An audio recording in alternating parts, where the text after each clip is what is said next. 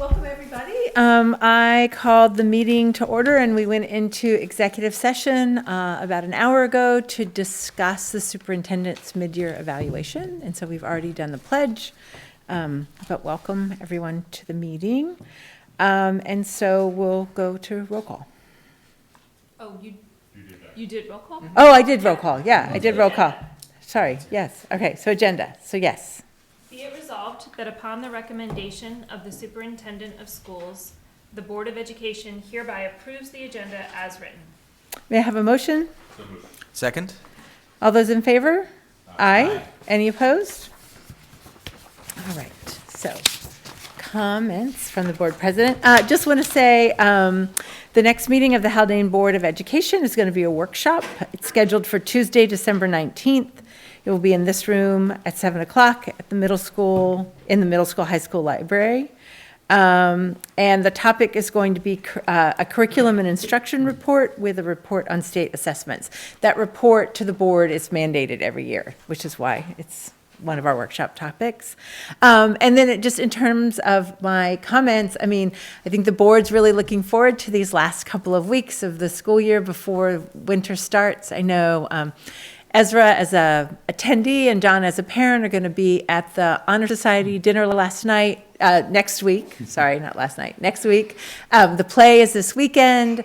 The middle school and high school and elementary school concerts are next week. And I think the board members plan to go, again, both as parents and spectators. And we're looking forward to it. So that's it. And winter sports season also starting for, yes. I have no kids in the dogs in that hunt, but that is also a big thing that's kicking up these days. So. It is. And I always intend to go to girls' basketball games. I have to put some on my calendar. Yeah. So, yeah. Certainly a lot going on. Yes, there's a lot going on. Over the next couple of weeks. And I hope everybody enjoyed a happy Thanksgiving. And I wanted to start just by recognizing our football team. I think the last time we met, the team had a game scheduled. They had a great season, lost to a very good Stillwater team in the state semifinals. And I thought, even in loss, the team's character really showed. There were probably 3 separate moments of the game towards the end there where I thought the game was over. But something happened, or the team, created another opportunity for themselves and was actually in a position to win the game at the end. Obviously came up short, but it was overall a great season and a great community turnout for that game in the cold. I know John and Peggy were in the stands. It was cold. And Megan. Yes, Megan was there too. Cold evening, but a great representation from the Haldane community. Prior to the break, the Haldane administration served breakfast to our entire faculty and staff. That's the continuation of a tradition that started many years ago. I did want to thank each member of the administrative team, particularly Mrs. Sniffen, who's here this evening, who played a key role in coordinating and has for many years. And thanks to the faculty and staff who attended. It's a really nice way to connect with our staff prior to the Thanksgiving break. And I'm currently working with Catherine and Adam McNeil to collaborate with Central Hudson on an electric bus feasibility study. I just wanted to mention that. We met with representatives from NYSERDA as well as Central Hudson about that particular project, or the anticipated transition from using diesel vehicles to converting our fleet to electric in the years ahead. The information that's obtained through that study will help guide our efforts in the years ahead as we consider not only the replacement of the buses, but also the infrastructure needs that it creates to support an all-electric fleet. So I'm learning a lot. It's not as simple as just plugging in a bus to a regular outlet. There's quite an infrastructure need as well. So we'll begin that work. We have some information we have to provide to Central Hudson, and then in turn they'll begin their analysis based on the information that we provide to them. I have some additional thoughts to share about the current capital project that'll come later on in the agenda. The last piece I just wanted to mention, as Peggy alluded to, our student production of Our Town will be this weekend, Friday and Saturday, the 8th and 9th at 7 p.m. And if you have the opportunity on Friday, if you're planning to attend the show, I just wanted to put a plug in for Cold Spring Aglow, which is a great great event that's facilitated or promoted by the Chamber of Commerce, of which we're members. It's a great opportunity to visit some of the local shops, connect with our community, do some holiday shopping here right on Main Street prior to seeing the show at 7. So looking forward to attending that with my wife. That concludes my remarks.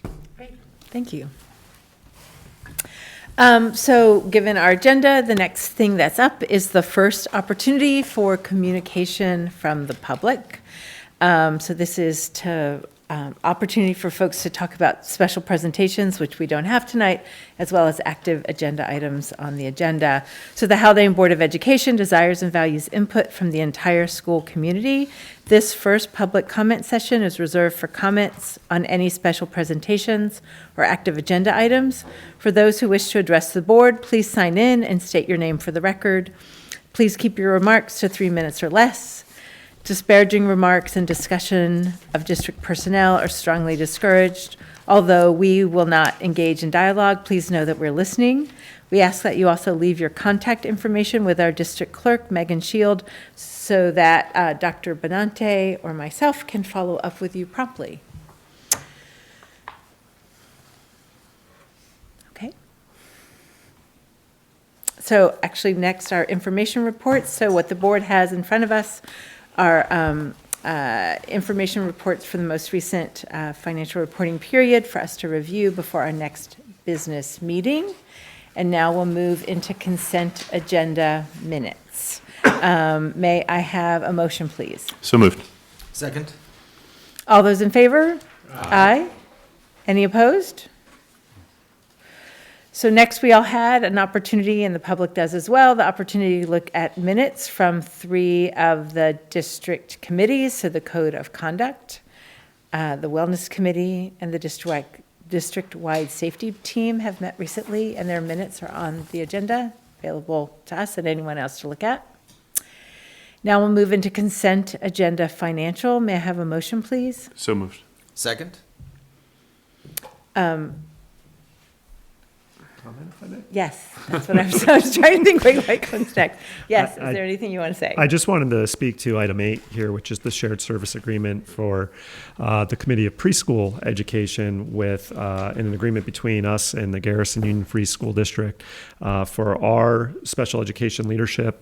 So it would be Dr. Cation, as well as the clerical support, Ms. Patinella, to help and assist in facilitating the CPSE process for Garrison residents, students who are in the system, but who reside within the boundaries of Garrison.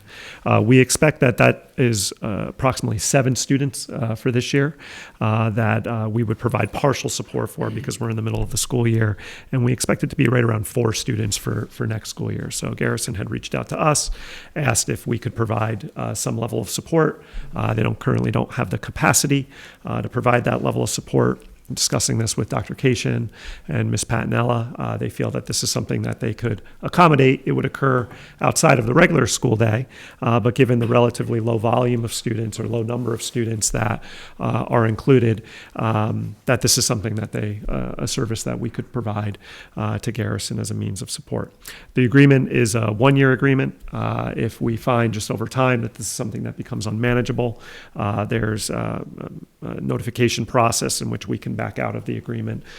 Garrison could as well, if anything were to come up that we feel it was just not working out. But that being said, we feel like we're in a good position to provide this level of support.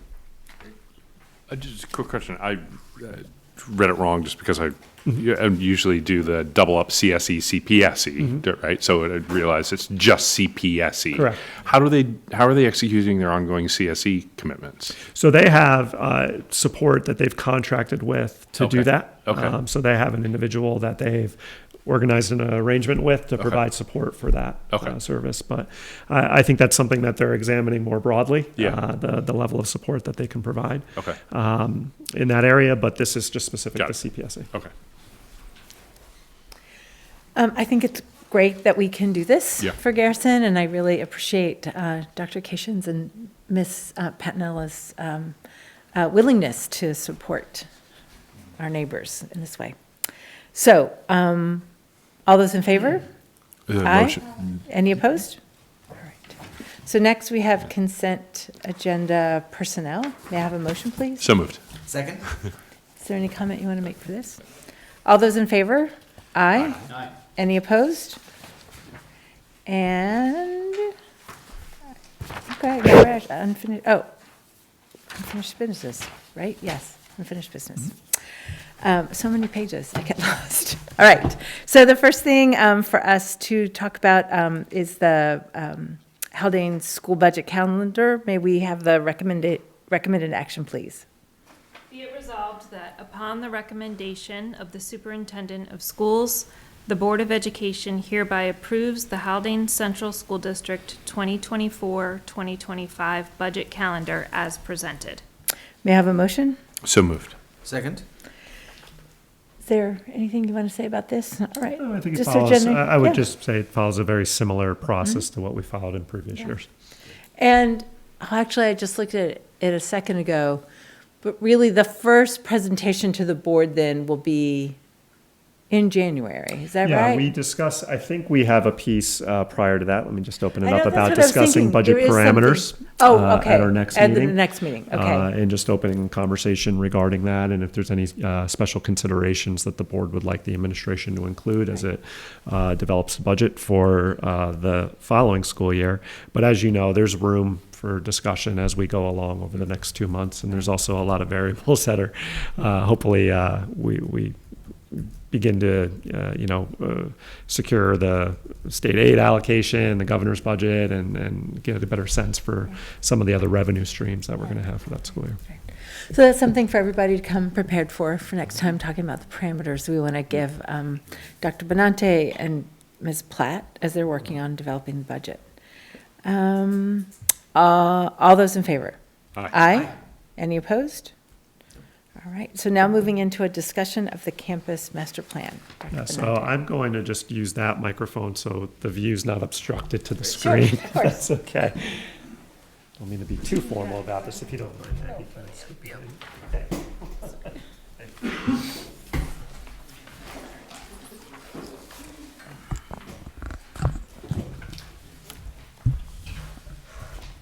Am I okay, Cecilia, on the audio? Again, a very brief update, and I think the board may have some questions. I just wanted to give you a sense of where we are and some of the, an outline for the process moving forward. As we discussed last meeting, we heard some feedback from the community at the community forum that we had prior to the Thanksgiving break. And I would say that there was significant communication both at that forum and then in follow-up communications to the board regarding the continuation of the use of a fossil fuel dependent system that was included in the HVAC recommendation specific to this building, the main building. So since that time, I've worked with CS Arch to determine the necessity of including the HVAC recommendation in what we're calling Project 1. And CS Arch has advised that that work could be explored separately from Project 1. And the extent of the renovations that are proposed in Project 1, while it would make sense to begin to do some of this HVAC work at that time, the renovations that are actually expected to occur in Project 2, which is at some point, are actually much more extensive to the main building. So that's another opportunity to include HVAC work at that point, or just entirely separately. We have some options there on how we choose to approach that. So we're redefining the scope at this point of Project 1 to not include the initial HVAC recommendation. To reapproach that, I have some thoughts related to that in a minute. That will allow me to provide an updated scope at our next meeting. And then also, my goal is to also have the tax impact model completed by then. We may not have that exactly in time for the next meeting, but we'll have it soon thereafter.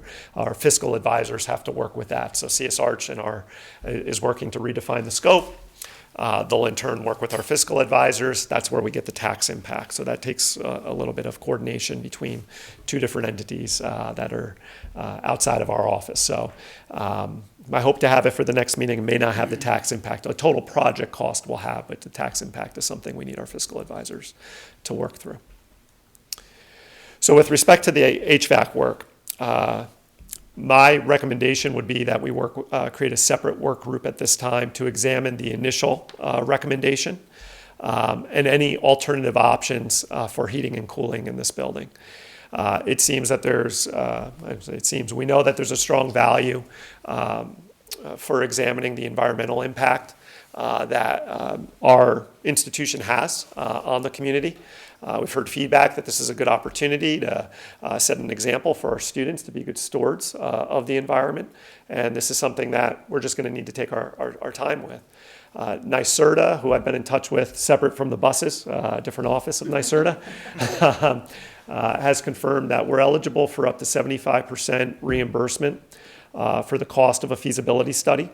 We pay into a system through Central Hudson. It's a very minor cost, but we first had to confirm that we were paying into a particular program that Central Hudson has that would make us eligible for the NYSERDA reimbursement. And this would be the time to examine the ins and outs, if you will, of whether or not the building has the capacity to utilize a ground source heat pump system. And if so, what type of system, what are the costs associated with that? What do we seek to gain in terms of energy offset in utilizing such a system? And then what are the long-term costs implications of that versus any other system that we would be considering? Now, we already have estimates from CSR, on what their recommended system was, but this will give us an opportunity to see what the costs associated with the ground source heat pump system would be, and then any others that may exist. There's other systems as well that. So the plan would be to bring a group together, a representative group, to work with CSR to define the scope of the study. So we know ground source heat pump is one option. We know the conversion to hot water is an option versus steam, which was what in CSR's initial recommendation. And then there may be a third or fourth option that we want to pursue as well. And we'll submit the application to NYSERDA in short time. I've reviewed that application. It's not too extensive. And then we'll be waiting for NYSERDA to get back from us, so I'll have more information to share once we've done that. But NYSERDA has been relatively easy to work with thus far in terms of contacting them, getting feedback on the process, and my hope is that would continue along the way. That's on the HVAC component, right. So just trying to separate these two things. So just to line this up for the board, here we are tonight, December 5th, providing just an overview on the community forum feedback as well as just subsequent communications that the board has received, discussing next steps. At the December 19th meeting, it's my plan to present a refined scope of Project 1, including the updated tax impact, small caveat that might come shortly thereafter. We have January 2nd, nothing necessarily on the agenda related other than our regular public comment period. If there's any desire for additional information from the board, we'll use that meeting on the 19th to define that. We have January 2nd currently open for further discussion. It's my desire that on January 16th that we would have, the board would be in a position to endorse the components of Project 1 that it would like to include in a referendum to present to the community in the fall. And I just say we have to give ourselves enough of a timeline to begin the process in doing the secret review, as well as, could take months to do. So January certainly sets us up on a timeline to have a project to present to the community for vote come the fall. And at some point we can talk about the fall because there's a general election in the fall, and I think that we want to be mindful of that and when that's occurring and where we place any requests from the community to come out and vote on a project in relation to that.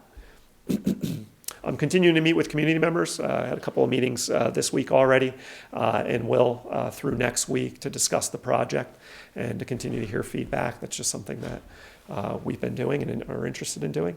And with that, I'm just interested in hearing any other feedback that the board has or any questions that you have regarding the anticipated timeline, the HVAC work, or I have a quick question Project One. Remind me, Phil, the secret review is not done at the local level, right? It's Correct. the separate state that oversees Correct. So we have it. to submit the scope of project to the state. Right. And then we begin to engage with them, and essentially they will come on site to review the anticipated work. There's also a level of plans that they will review as well. Right. But there's no, if we were going to have a secret review here in town, there would all be a subsequent open meeting in which people could come and speak, but that doesn't happen with this particular process. Correct. Great, thank you. How are the meetings with the community members going? Positive, I would say overall. I think everybody's understanding of the fact that there's work here that needs to be done, and the district has to make an investment in its facilities. I would say that there's continued concern about the cost, obviously. I do think pulling the HVAC component out obviously will reduce the cost in comparison to what we've talked about before, but it is a cost at some point the district is going to have to consider, or we're going to have to consider in how we approach that work.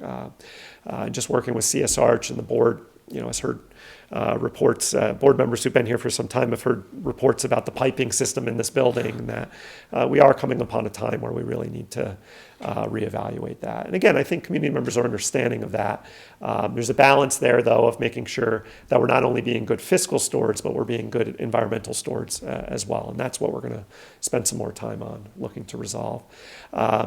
And then there's been, I'll speak more on the 19th about, there's been good feedback provided on certain elements of Project One that I'll speak more to on December 19th about whether or not it's a nice thing, but is it really a necessity? I think that's something that continues to come up. As much as the major components of Project One now are still, I would say, necessities, there are a couple of items in there that aren't necessities, that they're things that came up through other engagement sessions early on in the process that would be good opportunities for us, but maybe the time isn't right, considering where we are with the project, to move forward with some of those. But they're less cost, I would say, in comparison to the bigger ticket items like the addition on the high school that's proposed, the site work, and then the safety work that's included.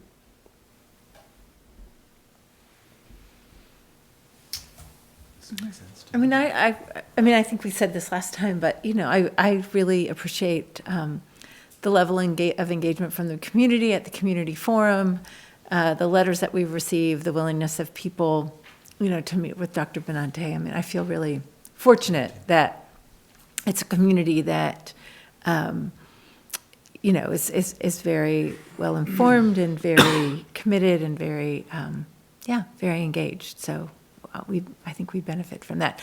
I'll also be glad when we have a project that we can really, that we can, get. I think it's important that we're taking this amount of time to get to Project One, given all of the important implications, but it will also be nice to get to the point when we can really sort of more directly focus on addressing some of the concerns I think that the community has about the cost and the rationale for what we're doing. But we have to get to that project first. Right.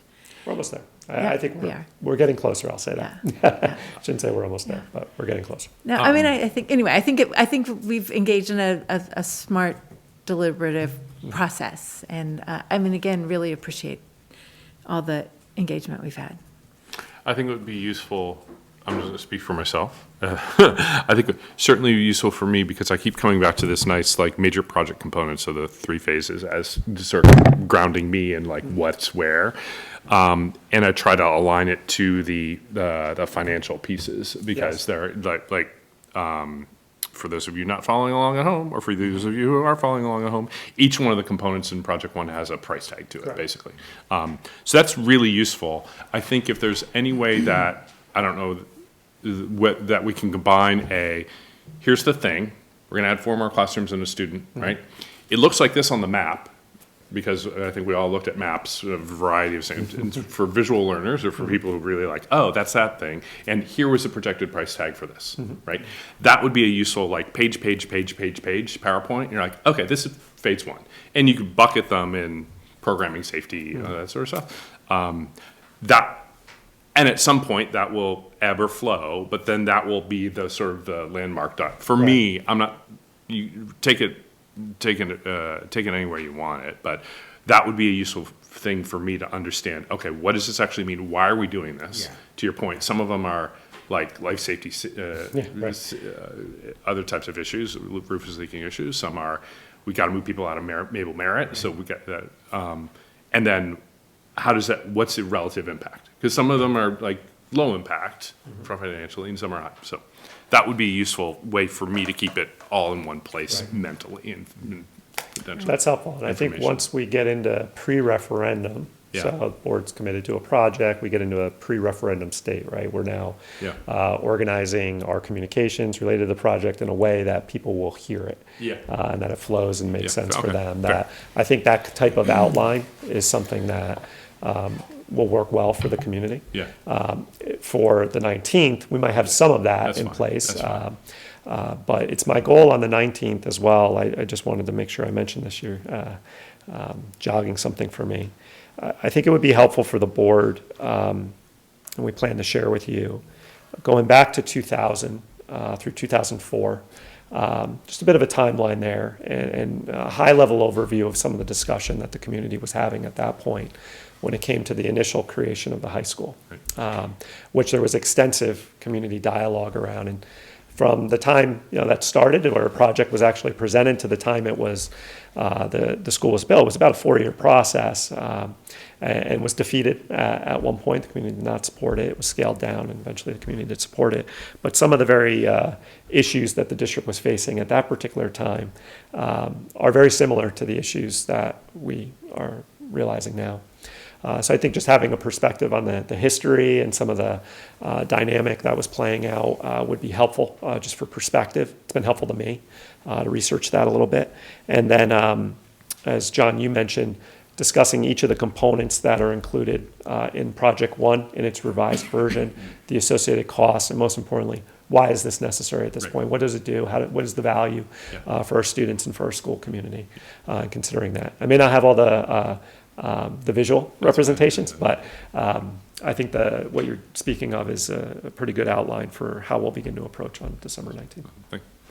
I just wanted to say that I think that, one of the challenges of a master plan is that as leadership changes, it's hard to know how the master plan continues to be a document that, future leaders are committed to. And I think it's wise in a way for us to say the next part of this project, this is what it's about. We're centralizing it so that whoever is in this position understands that the conversation's been had, we've done the work, and we're ready to go on this, and we know why it's important. I feel like as stewards of the district, it's a way for us to continue the conversation forward on this plan. And I think that's a wonderful byproduct of this conversation. Thank you, Sean. I think one of the community feedback points, just to come back to it, is, hindsight, of course. I'm really, the more we sit within this, the longer we sit within this and deliberate on the project, the better, the more, conviction I have that doing a master plan was the right thing. But I think as folks are coming in and becoming attuned to it, you can see different points of confusion that came along the way. So the whole scope of the project being 3 projects and an estimated cost of $100+ million, seeing where community members could have discerned from that there's been a commitment to that cost, which there hasn't been. But if I'm a community member who's coming in at random points through this, I may not have that context. Maybe I'm grabbing the headline or whatnot. So that's my reflection. I think it's really important for the future of the district to have a base in which to work from. Coming in, I would have liked to have had that, right? So we try to put things in place that set future boards and future leadership in the community, really keep them in a good position for the decisions that are to come. But our focus right now is on Project 1. Yeah.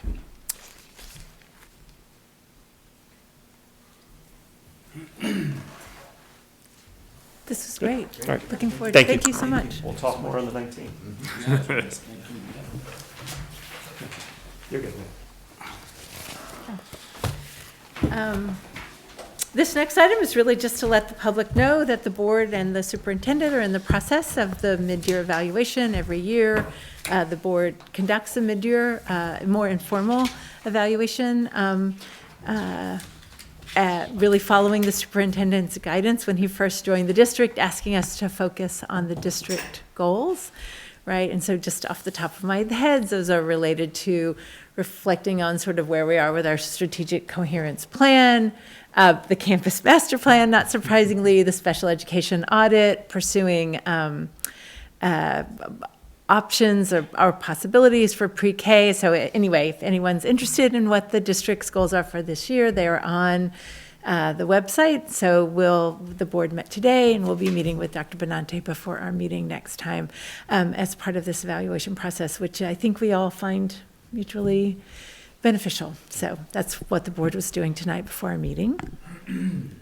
All right, so we have one last sort of agenda item to act on. So may we hear the recommended action, please, for the CPSE recommendations?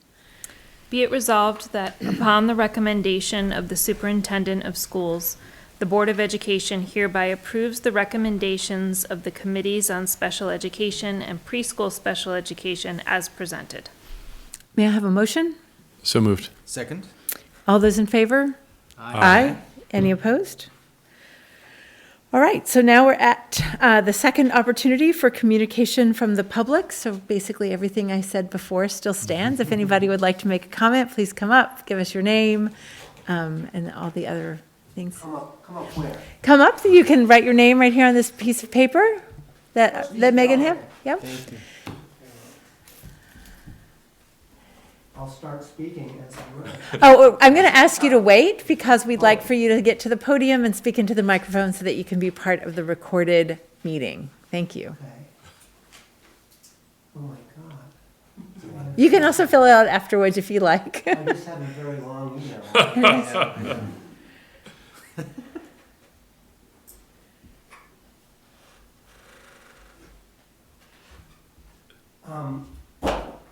So the podium is right here. There's the microphone. Sorry.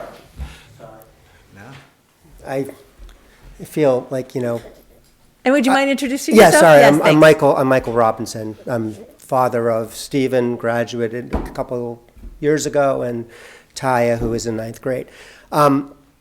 I would like to urge you all, Dr. Benante especially, to maybe adjust the way you speak about the environmental impacts of the heating and cooling system, because as sad as it is, probably 40% of our neighbors don't believe in carbon, the impacts of carbon, and don't care. And I think it's a really easy way to lose the public really, really quickly. It's, I think, emphasizing the practicality of it. We're at a turning point. We're not even at a turning point. It's turned already. People, it's like in 1908 the Model T came out, and by the 20s they were mass producing it, and it was like people were buying them and they were all over the place. That's where we are right now with heat pumps. If you guys, any of you people are replacing your boilers, and by the way, I'm a builder, this is why I'm speaking like this, and I've only installed heat pumps. But if you are replacing your boilers, I'm going to say 10 years from now, you're going to be replacing your boiler with a heat pump, even to run your baseboard heating. It's not there right now, but it actually is here right now.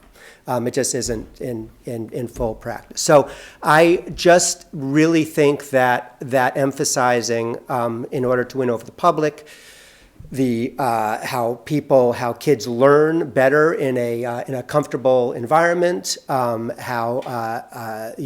air quality, by not having things being burned on campus. There's a whole, and I know that James Hartford's already given you an earful, and I'm sure that, between James and me and the rest of us, we can give you another earful. And also, it's also important for everybody to be aware that with heat pumps, they're not a panacea, and in fact, they have many of them have the most lethal greenhouse gas. The refrigerants that are used in it are often terrible, and they leak. And so that is something that, and to that point, I might not understand the protocol exactly of Project One and how decoupling the actual HVAC from that is going to impact things. But I, again, as a builder, urge you to be thinking about, even if it's only not fiscally, but in terms of planning, I urge you to be thinking about this during the part one. Because I promise you, when you get to part two, you're going to be saying, shit, we could have saved like X amount of dollars by really building this into a master plan. Like to really, I believe it does have to be part of a master plan. And I understand why you're decoupling it, but I think you have to at least be building the building blocks of it, even if you're not spending the dollars yet. Yeah. So, thank you. Thank you. Thank you. All right. Anybody else? All right. Okay. Sure, absolutely. Good idea. Okay. Hi, I'm Pamela Doan. My daughter here is in 4th grade, Rosabelle. I was at the community forum, and I'm really, I didn't say this at the time, but I want to say this now. I appreciate how much work has gone into all of this, and it's a huge undertaking, and I just want to say thank you for everything that you've done to get us here. I also appreciate that you are taking the step to really consider what you're going to do with the HVAC system. That was something that was very important to me in thinking about the school's carbon footprint and having an opportunity to address it and think about the future in a different way. And not having our kids sitting here in 20 years going, well, should we stop using fossil fuels now? I think the other thing you need to think about is, that we all need to think about as a community, is if we're not taking these steps now, it's just going to be disaster response. I mean, that's what we're setting ourselves up for, is dealing with weather and all of the attached things that are going to happen. Also, when I was looking at the plan later and thinking about the hardscaping that you're talking about that's in the master plan, about the traffic study and doing more hardscaping on campus, thinking about doing outdoor buildings that would be used as teaching spaces or gathering spaces, it would also possibly make sense to think about sustainability and climate resilience on the campus and the landscape perspective as you're considering those plans, and building in ways to manage stormwater, building in ways to handle heat and humidity, water absorption, where water flow is going. I think all of those things are, if you're considering making changes to the environment around the schools, I think it really makes sense to look at those kind of issues as well before you start building things, because the slope of everything in our village and in our town makes things very tricky. Okay, thank you. Thank you very much. All right. Oh, one more. Great. Sure. Okay, don't forget. I won't forget. Good evening. My name is Paul Cummins. I have a first grader, Sloan Cummins. Last year, I came in front of this board asking them to think about pursuing the electric bus. Obviously, other decisions had to be made. I'm really grateful to hear that you're pursuing that option now.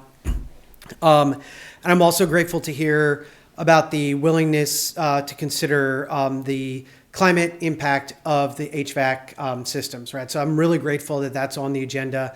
I know it's a lot of hard work. I know there's a diverse constituency here that you have to respond to. So I appreciate that the consideration. I am also, though, going to say I'm disappointed to hear about the kind of decoupling from the first phase of the project and perhaps pushing that further down the line. I think Mr. Robinson spoke very eloquently and brought a really pragmatic perspective.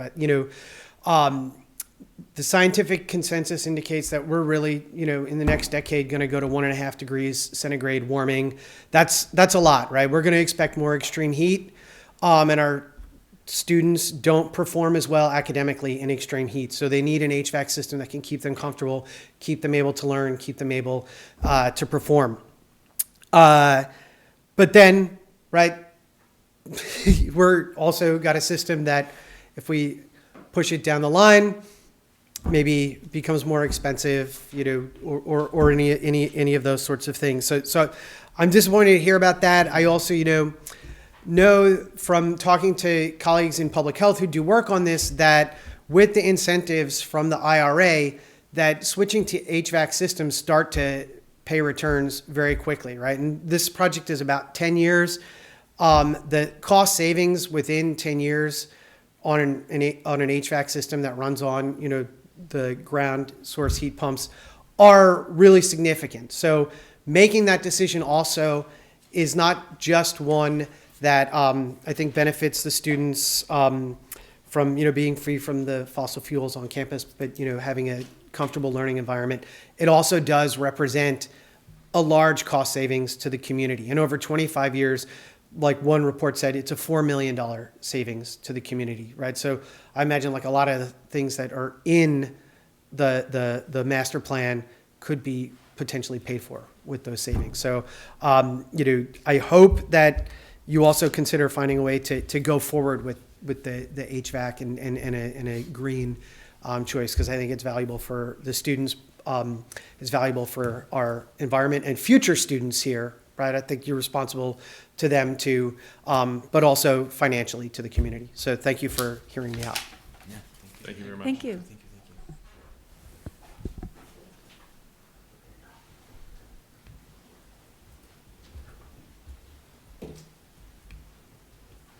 Hello, my name is Heidi Wendell. I live in Nelsonville, and I'm just agreeing with the other speakers and about the trying to have a HVAC system that's doesn't use fossil fuel. I'm not sure I fully understand whether it should be in Project 1 or could be pushed down the road, but whatever has to be done in Project 1 to set it up, I would hope could be done. And I'm just reiterating the comments I made last time that I spoke. I won't take more of your time. Thank you, Heidi. Thank you very much.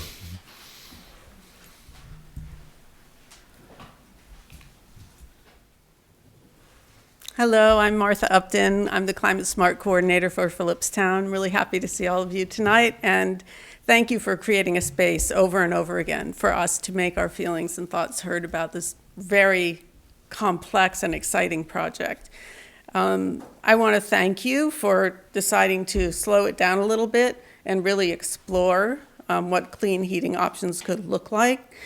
I also share the concerns of Mr. Robinson and everyone else that has spoken that if we don't actually think about it while you're planning Project 1 and executing Project 1, it's going to be problematic. For example, I'm wondering right now, are you thinking of putting in air conditioning in Project 1?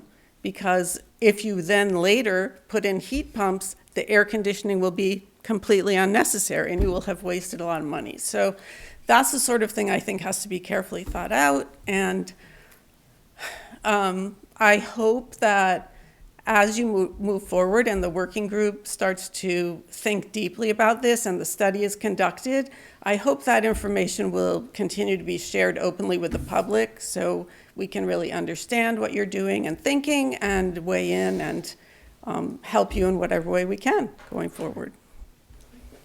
Thank you very much. Thank you very much.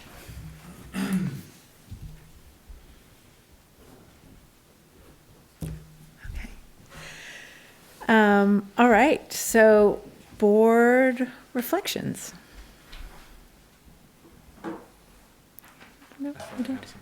No. I'll just comment. I didn't say, I went to the football game and I thought it was, I mean, just really briefly, I mean, I was so proud of the team, but I was so heartened by the community. Like, so many people were there. I felt really happy to be a member of this community. I mean, I felt it pretty deeply. So yeah, it was a great, disappointing, but also a great event. I'll echo that. I'm always impressed at the number of students that turn out for their peers, and just fantastic. And also teachers who turn out for their students, who are not coaches or not involved in the athletic program, but who go to the games because they're part of the community.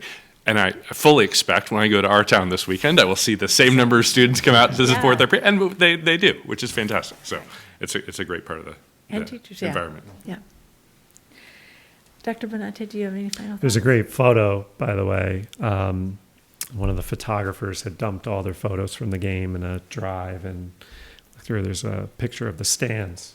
And in the stands, we come out in good numbers, but you can see like the individual community members, like, oh, there's so-and-so, and there's so you can see Peggy up on the top, cheering. And you can see John kind of down in the middle right section cheering. There must have been some big play. And you can see Megan wrapped up in 5 blankets. So, I don't like. Could you see Miss Sniffin on the sideline? She was with me, pacing. Yes. I thought that was great. That would be fun. I would love to see that. I know. I was going to say, and people are going to want to see it. I'm going to have to find it again. But it's a really good shot. I just wanted to speak briefly about some of the comments that were presented this evening. One, just a continued appreciation for the community engagement. I think we go through ebbs and flows where we see community engagement at a board level, and especially in a post-COVID environment where folks showing up at a meeting and speaking at a microphone has been something that occurs becoming increasingly rare. Appreciate the folks who came out this evening, and hopefully the folks who will continue to come out as we consider the project. I don't have anything scripted. This is just top of mind, so excuse me for permission, or please give me permission to be less eloquent on this. But I think along the way in this process, and this is a process that started 2 years ago now.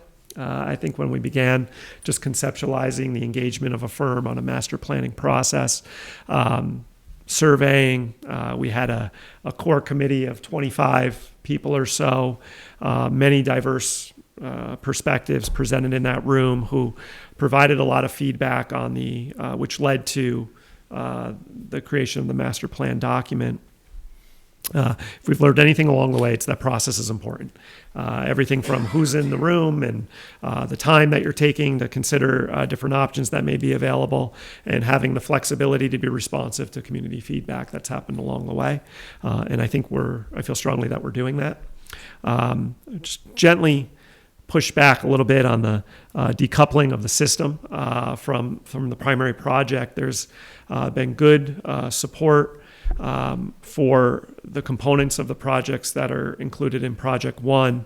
And I think we're trying to balance the momentum that there is to address longstanding needs with our facilities with what we're hearing as and understand as a real value within the community for examining the impact of a particular component. And I don't see it as decoupling from the master plan. Even when I spoke to CS Arch, we talked about this today, about being an addendum to the master plan, that it needs its own space. It very well may mean that the work and any work that's pursued can't happen in conjunction with Project 1. But within that, it takes, and I think we're still learning this, for the community as a whole to come to understand the decisions that we're making related to any system takes time. So while we may have, a group of community members who, have this advanced knowledge and have this real understanding of the particular benefits of a system, there's a reality that we have to place these things to vote. And my background research suggests that approximately 1,200 people come to vote on our referendums. So I think we just have to keep that in mind. And ideally, we want those 1,200 people to be really well informed as to the decisions that we're making related to the project, or have access to that. And that takes time. And I think with the HVAC recommendation, I need to become well informed. I think the board has to become really well informed about what options are available to us. And also, there's two things we've heard a lot of feedback on. We've heard a lot of feedback on HVAC and the system we're choosing, and we've heard a lot of feedback on the cost the project. It's my responsibility to take into consideration those things and to try to facilitate a process that honors both. What are the values around how we're utilizing energy in the school and where that's drawn from, and in how we're structuring the project in a way that it doesn't create or there's an understanding around how the costs are managed. And that's our goal. So I don't see it as a complete decoupling. It just may happen on a different timeline than some other components of the project. And that's what the spirit of, so the community has an opportunity as a whole to become well-informed about the project or its components. That concludes my remarks. Yeah, thank you very much. And thanks very much to everybody for their comments. All right, so I am going to make a motion to adjourn the meeting. May I have a second? Second. All those in favor? Aye. Any opposed? Thanks. Thank you, everybody.